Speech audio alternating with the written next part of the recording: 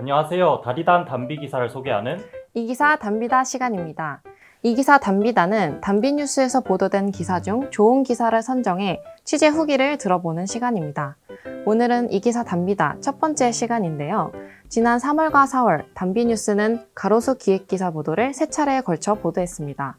오늘은 해당 기사를 취재하신 기자 3분과 만나 이야기 나눠보도록 하겠습니다. 안녕하세요. 안녕하세요. 네, 반갑습니다. 한 분씩 자기소개 부탁드릴게요. 안녕하세요. 단비뉴스 지역사회부 조별입니다. 네, 안녕하세요. 저는 가로수팀 기획과 취재를 맡은 지역사회부 이채현입니다. 네, 안녕하세요. 같이 취재한 김창용입니다. 네, 모두 와주셔서 감사합니다. 우선 6개월 동안 가로수를 취재했다고 들었어요. 6개월 동안 했으면 가로수 박사가 되었을 것 같은데 가로수에 대한 정의를 한번 해주실 수 있으세요? 가로수 박사는 아직 안 됐고요. 네, 가로수는요, 저희 도로법 10조에 따라서 이제 대통령령에 따라 지자체나 기초단체가 관리하는 그 도로 주위에 조성된 수목을 뜻합니다. 가로수가 제천에서 문제가 있다는 걸 처음에 어떻게 알게 되셨나요?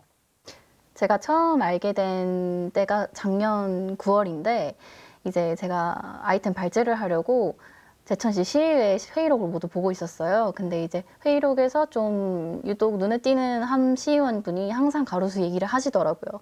그게 참 흥미로워서 그때부터 이제 과거 회의록을 전부 뒤지기 시작했습니다. 그럼 그렇게 발제를 처음 하신 뒤에 현장 취재를 어디로 나가셨는지가 궁금해요. 제천시 청풍면 대류리라는 곳인데 여기가 이제 청풍호 케이블카 다들 제천에 사시면 아실 텐데 그 길로 가는 길목에 있어요. 그래서 거기에 이제 배롱나무라고 흔히 아는 백일홍나무라는 게 있는데 그 나무가 고사가 됐다고 해서 그쪽으로 먼저 취재를 가게 됐습니다.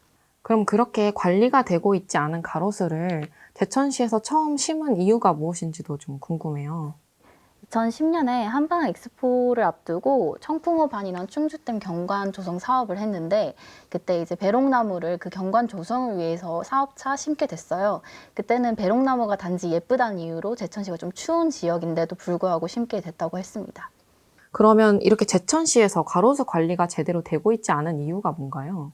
왜냐하면 이제 제천시에만 가로수가 이제 33,500여 그루가 정도 있는데 그 많은 나무를 한 명의 주무관이 혼자서 담당을 해야 해요. 항상 이렇게 나무라는 건 좀 지켜보고 해야 되는 건데 그게 어려운 거죠. 그래서 인력 문제가 제일 크지 않았나 싶습니다.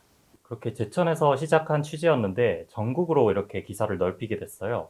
일단 저희가 지역사회부 안에서 발제를 했던 거였고 그 담당 교수님이었던 심석태 교수님께서 한번 팀을 꾸려서 전국 현황을 같이 취재를 해봐라 라고 말씀을 해주셨어요. 같이 좀 조언을 주셨던 게 좀 데이터를 다룰 수 있는 팀원이 포함이 됐으면 좋겠고 취재 경험이 그래도 조금 있는 팀원이 함께 했으면 좋겠다라는 조언을 주셔서 저희 팀이 이렇게 구성이 됐고 팀원을 사실 그때는 전 한 번도 팀원을 꾸려서 취재를 해본 적이 없었기 때문에 어떻게 팀원을 구해야 될지 잘 모르겠더라고요. 근데 이제 추천해주신 여러분들의 말을 듣고는 좀 움직일 줄도 알아야 되고 이렇게 취재를 빨리빨리 잘하는 사람이 필요하다 해서 이제 한 분씩 실제로 어땠나요? 빨리빨리 정말 잘하는. 좋습니다. 최고의 팀원. 네, 전국의 가로수가 어떻게 관리가 되고 있는지 데이터를 수집하셨어요. 데이터 수집 과정에 대해서 좀 알고 싶은데요.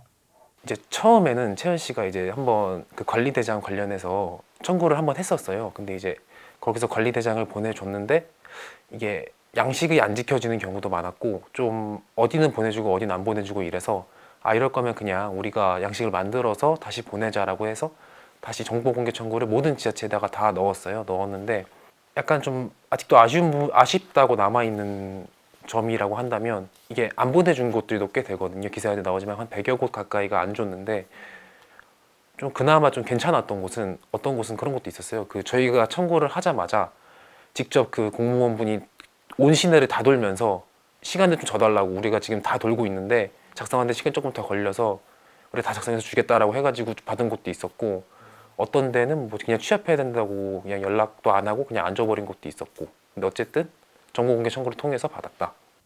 전국에 200개가 넘는 지자체에 직접 정보 공개 청구를 하신 거군요. 버튼만 누르면 돼요. 네, 버튼만. 네. 제천을 넘어 전국에서 이렇게 가로수 관리가 잘 되지 않고 있는 이유가 무엇일까요? 이게 저희가 통계를 내보니까 공무원 한 명이 이제 관리해야 되는 과로수 수가 17,500그루인가 그랬던 것 같아요, 정확하게. 그러니까 이게 모두 한 명이 할 수가 없잖아요, 사실은. 근데 공무원들은 또 이제 순환보직 때문에 막 계속 바뀌고 막 2년마다 바뀌고 이러니까 이게 이 나무들이 어떻게 관리가 되고 있는지를 아는 사람들이 좀 있으면 괜찮은데 그게 없는 경우들이 많아요. 그래서 관리의 연속성이 좀 많이 떨어진다. 그게 좀 가장 큰 문제가 아닌가. 네, 제천에서 출발해 전국의 가로수 실태까지 설명해 주셨습니다. 가로수 기획기사 마지막 3편에서는 가로수 관리의 우수 사례에 대해서 소개를 해주셨어요. 먼저 어떤 기준으로 그 우수 사례를 선정하셨는지가 좀 궁금합니다. 그 산림청이 권고하는 가로수 관리 규정이 있어요. 그래서 그거를 기준으로 해서 가로수 관리 대장을 잘 작성하고 있는 지자체는 얼마나 되는지를 먼저 후보군을 뽑았고, 거기에 더해서 그 지자체 공무원들뿐만 아니라 시민 참여를 통해서 가로수를 관리하고 있는 사례를 좀 선정을 했습니다. 그러면 그런 기준을 바탕으로 선정하신 여러 사례들 중에서 가장 인상 깊었던 사례가 뭐였는지가 좀 궁금해요.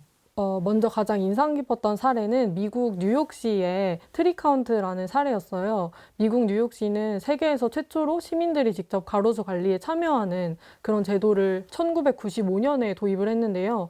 그 트리카운트라는 거는 10년마다 그 가로수의 생육 상태나 관리 상태를 시민들이 직접 참여해서 조사하고 그 정보를 바탕으로 가로수를 관리하는 체계를 다시 점검을 하는 그런 시스템을 갖추고 있었습니다.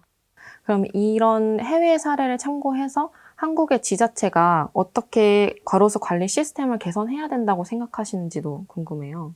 미국 뉴욕시의 트리카운트처럼 우리나라에서도 가로수 관리에 시민 참여를 도입한 지자체들이 있어요.